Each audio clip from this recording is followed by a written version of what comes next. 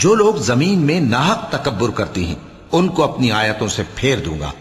اگر یہ سب نشانیاں بھی دیکھ لیں تب بھی ان پر ایمان نہ لائیں، اور اگر بھلائی کا رستہ دیکھیں تو اسے اپنا رستہ نہ بنائیں، اور اگر برائی کی راہ دیکھیں تو اسے رستہ بنا لیں۔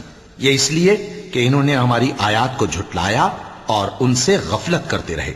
اور جن لوگوں نے ہماری آیتوں اور آخرت کی پیشی کو جھٹلایا ان کے اعمال ضائع ہو جائیں گے۔ یہ جیسے عمل کرتے ہیں ویسا ہی ان کو بدلہ ملے گا۔ اور موسیٰ کے بعد ان کی قوم نے اپنے زیور سے ایک بچڑا بنا لیا۔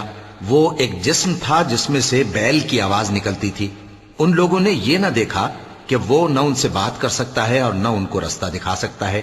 اس کو انہوں نے معبود بنا لیا اور اپنے حق میں ظلم کیا۔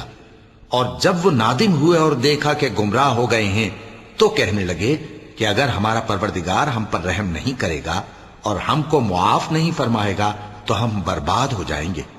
اور جب موسیٰ اپنی قوم میں نہایت غصے اور افسوس کی حالت میں واپس آئے تو کہنے لگے کہ تم نے میرے بعد بہت ہی برا کام کیا۔